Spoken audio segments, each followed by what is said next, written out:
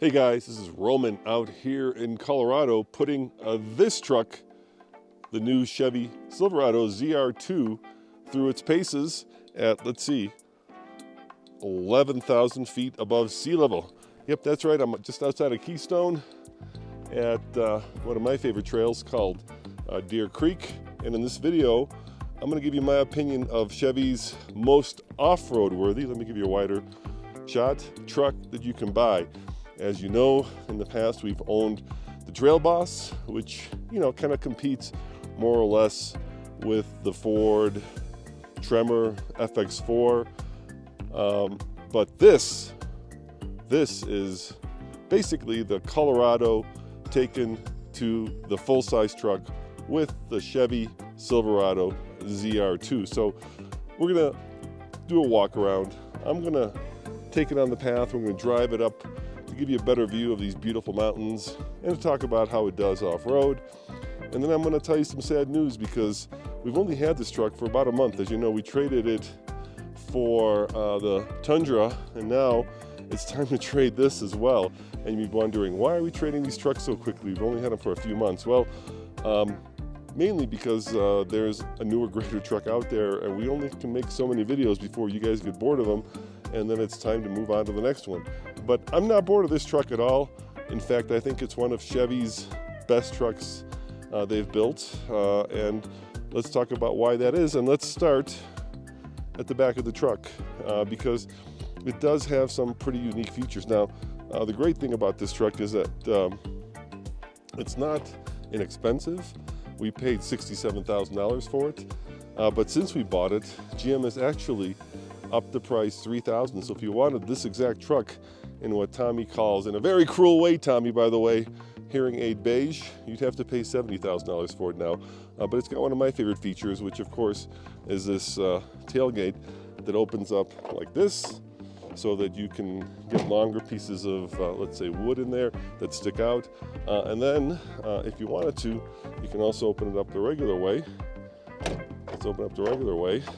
And then it creates this handy-dandy step that you can use to get in and out of the truck. And I like that a lot more than Ford's solution to this problem, which is, of course, the built-in step that you have to pull out. And like the Ford, there's also a handle here to help you get in and out of it. And of course, we do have bed lining from the factory with the giant ZR2. So I think that's a really cool solution that Chevy came up with. Let me see if I can put this away. I'm out here by myself, so you'll have to excuse me if I'm struggling just a little bit. It is powered, but yeah, why not let's see if it's powered. Hold on here. Easy to find out. Yep, so it definitely opens, but will it close as well? Nope, doesn't close, just opens. So there you have it. It's not too bad, and not that hard. And of course, you've got the steps right here, which are now kind of ubiquitous thing that Chevy and GM puts in their trucks. They may be wondering, what makes this truck unique? Well, it starts out with the fact that it's got the Colorado's suspension. You can see them hiding back there. They're the Multimatic shocks. They're out of the Colorado. And Chevy will tell you that they're Formula One tech. It also has Goodyear Wranglers. And I apologize if I'm a little out of breath, but at 11,000 feet, air gets mighty thin. In fact, 33% less air density and less oxygen, in essence, than you would have at sea level. So, yes, I am out of breath. Goodyear Wranglers, we've used these tires a lot. They're really good. My only complaint with them is they're about 33s. And if you look at the truck, to my eye at least, they look undersized. I think you would do much better with a 35.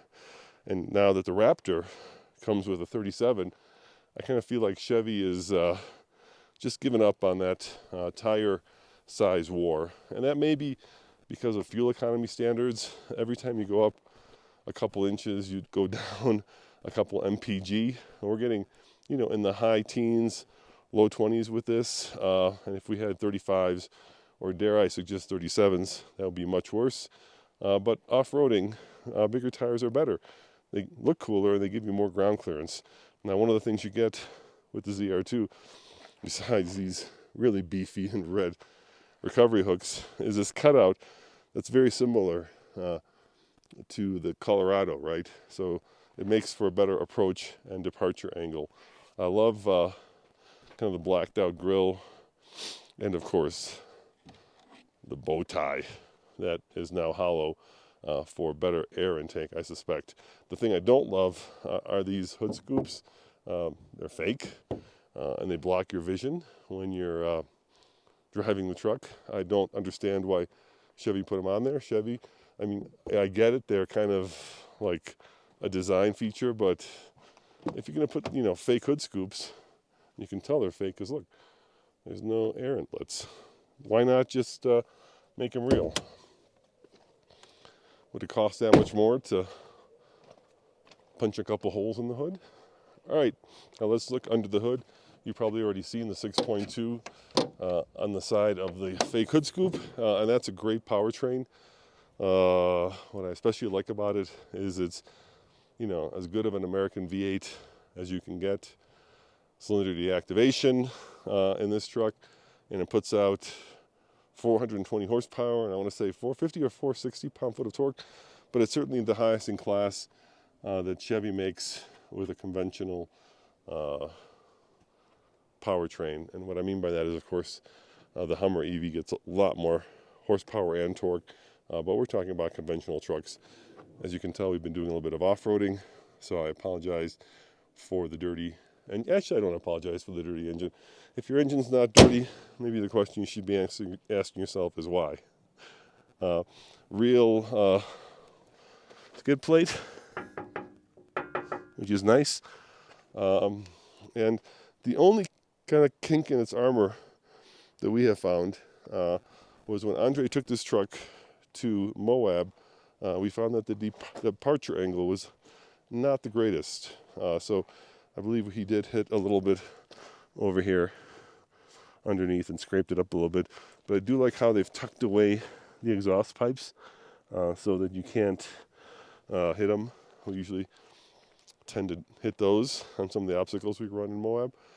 But yeah, all in all, a really well-sorted and mighty off-road truck. And what makes it so mighty, I'll show you right now, as I get behind the wheel and we take it for a little bit of a drive to give you a better sense of where I'm at, is right here.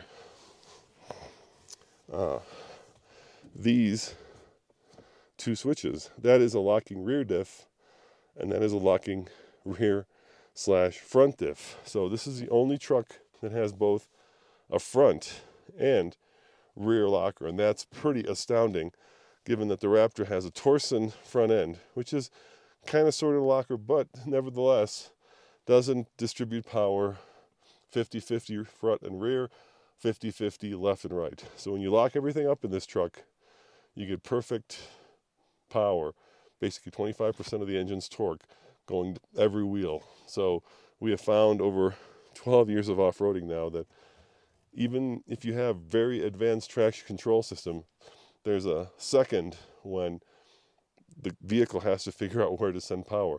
With lockers center, front, and rear, which this has, it's always sending power to all four wheels, so there's never anything that needs to be figured out. All right, check this out. That's pretty cool, huh? I have to say one of my favorite features of this truck is this new infotainment system. Chevy was beaten down by all the comments, I suspect, in their last version of the Silverado, and they've really upped their game with this new interior. It is just super nice. I love this kind of deep, rich blue of the instrument cluster. It makes this truck look and feel very expensive. The other thing that I love in this truck are their mode controls. So you've got, of course, 4 auto, 4 high, 2 high, and 4 low, which is great. So let's put it in off-road mode.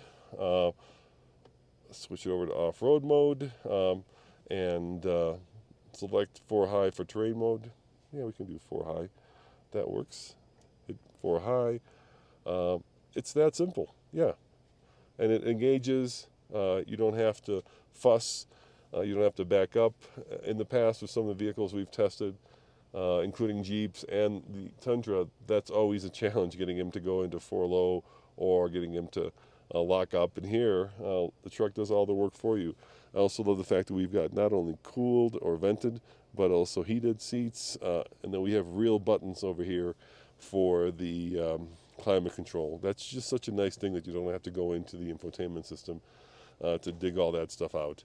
Really nice. And I love these traditional buttons here. So for me, I hate driving with lane departure warning on, where it vibrates. In this case, actually, I think it's a seat. Get a little bit of a buzz in the seat, letting you know that you're off the lane. Easy peasy to switch off. Just hit that button. And of course, the rest of them. It's just a really nicely done interior. I actually even like this kind of funky yellow stitching that they put into the seat. I would say the design of the interior in this truck is one of my favorite features. My only complaint on the inside here is the steering wheel is just a little thin for my liking. I like to have very thick steering wheels. Don't know why that is, but there's just something about a chunky steering wheel that makes me very happy. And so let's look at cameras before we set out. So where are my cameras? Where are my cameras? Home. Now there they are. So there is, I suspect, is that my front view or rear view? Well, we could change it up, can't we? So that's front and that's rear. That's looking down, which is pretty cool. It's looking down from the back. This is looking next to me side by side. This is my hitch camera. And I think this is my 360. So, now it's kind of the usual set of cameras, but I do love the fact that you have them off-roading. They're very good. And this is a very sharp screen. It's actually very impressive to see just how sharp this is. I also love that the built-in brake controller is right there, and that it's easy to grab. I also like this transmission switch. In most new cars, and I'm talking to you, BMW, you've decided to reinvent how we put vehicles in gear. This is traditional and yet modern, and what I mean by that is, it's got the traditional reverse and the traditional drive, and then if you want to put it in park, you just hit the P. So let me put my seatbelt on, and we'll take it for a ride, and we can talk about how it does as an off-road truck. Now, I have not aired down these tires, and that's because I'm here by myself, and this is not a full day of off-roading. I've actually just gone up the mountain, maybe for a mile or two, just to give you kind of a sense for what this is like. Okay, Roman, you don't want to floor it like that. You just want to take it nice and easy.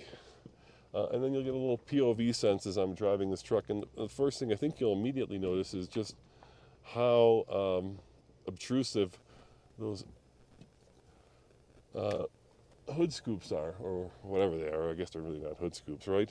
Okay, so once again, pull back, put it in drive, easy peasy, and away we go. So we can talk about how it drives. When I first had a chance to test out the Multimatic DSSV suspension, come on, truck, there you go, figure it out. I thought in Colorado that it was rather unique, because at that time, I believe Chevy was doing Rancheros, and I think that's what a Trail Boss had, and they felt like they were, maybe like one step above stock.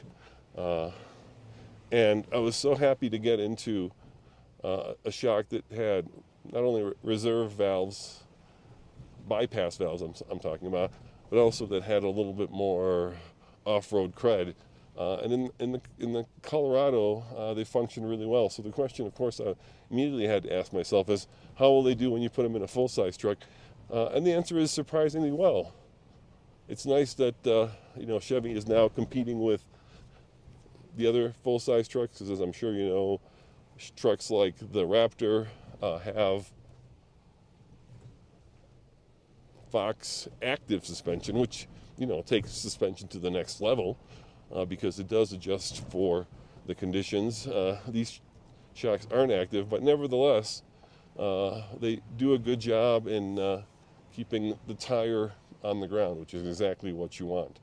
And as I get older, as my back gets worse, I tend to judge off-road vehicles by how cushy their off-road ride is. So that's why I really love side-by-sides, because they've got 20 inches of suspension depending on the vehicle on the side-by-side, and makes for a very cush ride.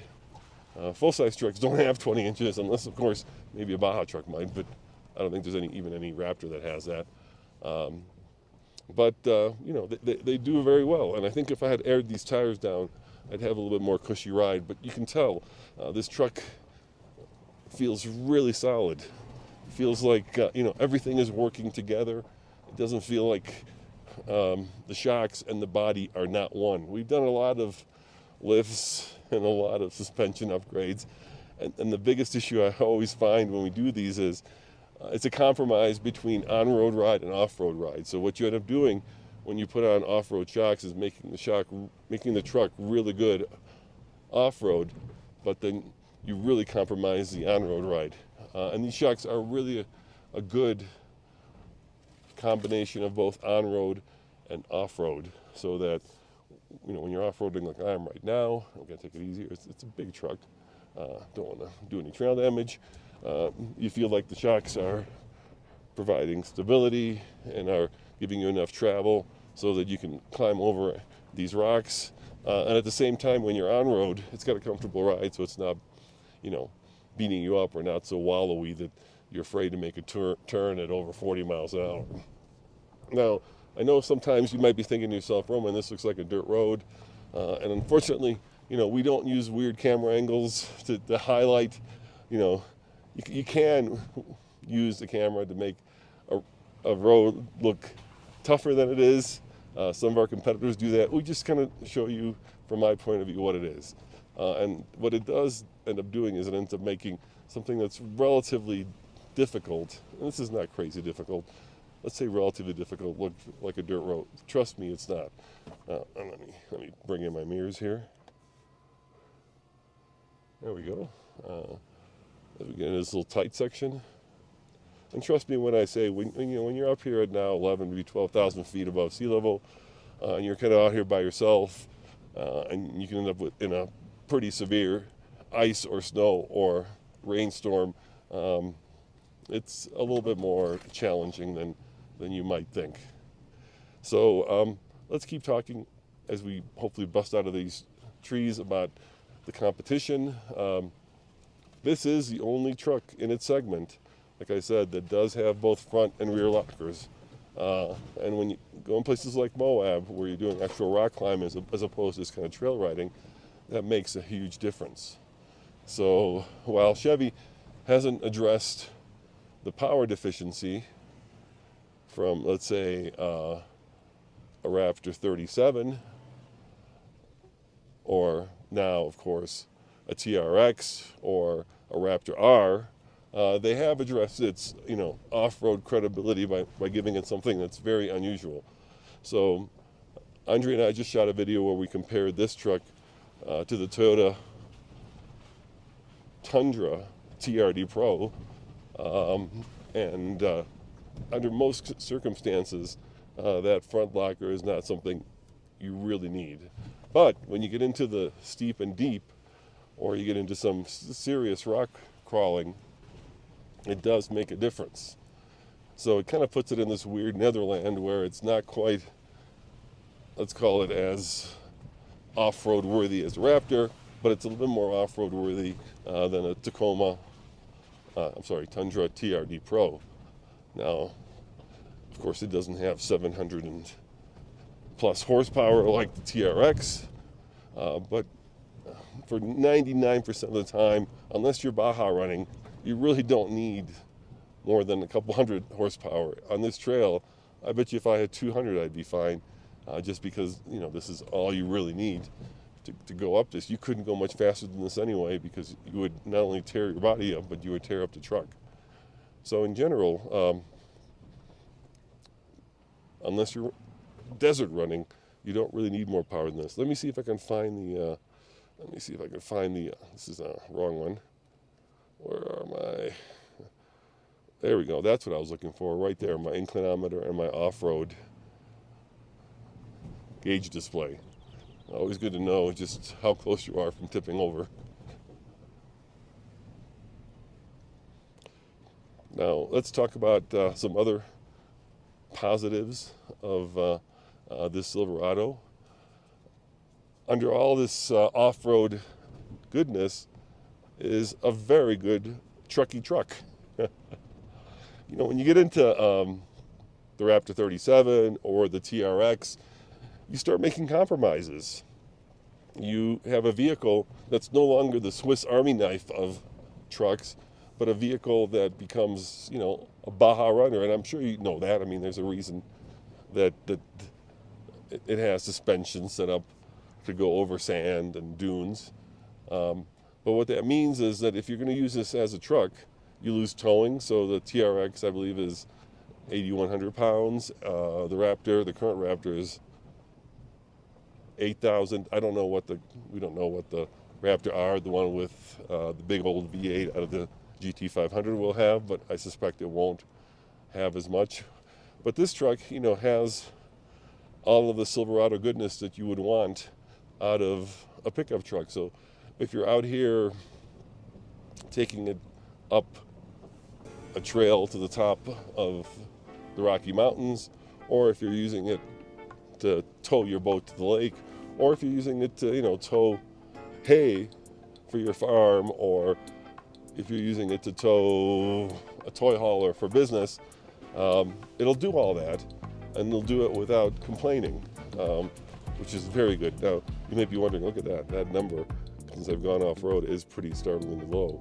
12.9 mpg, 12.8, but keep in mind that's off-road driving, that's not highway driving, so don't be too terrified of that number. I think Andre, coming back from Moab when we had this truck, did a MPG test. So if you really want to know what kind of MPG it got, be sure to look at that video. And of course, that video is at alltfl.com at some point. Look at this. Now that is an incredible view. And this is what makes off-road trucks so special. And trucks in general, right? That you can use them as family haulers, you can use them as work trucks, and then if you get yourself a ZR2, you can come out here to the mountains and you can go and explore this incredible landscape of ours in America, which, you know, I just came back from Europe, and there's none of this. There's no off-roading in Europe like this. So we live in a very special place, and I feel very fortunate that I can go out and do this. So let me park the truck here on this turn so others can get by me. And I'll kind of park it here so we can maybe get a better look at the suspension. Let me see if I can turn that wheel. Is it this way? That'll get a better look. Anyway, let's take a look. So you can see the Multimatic shocks. I'll give you kind of my final thoughts on this truck. All right, let's go take a look. It's still running. It's so quiet. There it goes. That's what I'm at the criticism. It's a very quiet truck. Dare I say it, too quiet? You can get a Chevy performance exhaust, which is several thousand, which makes it sound terrific. There we go. That's what I was hoping for. Now you can really see the suspension at its full golden glory. Yeah. There you go. That's a pretty cool looking angle at the truck. Let me see if you can see the front suspension too. Go around here, see if I've given you a better shot. Oh yeah, that's compressed. And those are some mighty big. There we go. Much better look at it. I kind of lost my train of thought. Oh yeah, I was going to give you my final thoughts on this truck. As you know, we had the Trail Boss for a year, and it was one of my favorite trucks that we owned. I was sad to see it go because it was the Swiss Army knife of trucks. It had this incredible bandwidth. We used it to tow, we used it off-road, we used it as a shop truck, and it did it all. And this is a Trail Boss basically taken to the next level. So if you want the ultimate Silverado that'll do everything a regular Silverado will do, but we'll do it in a location like this, then I highly recommend the new ZR2. And I'm sad to see it go, but once again, we don't collect trucks, we review them. And it's time to move another one out because we do have a very exciting new truck coming into our test fleet. and I can't wait to share that with you. As always, this is Roman saying check out alltfl.com for more news, views, and of course, incredible Chevy Silverado off-road reviews. See you guys next time. Ciao.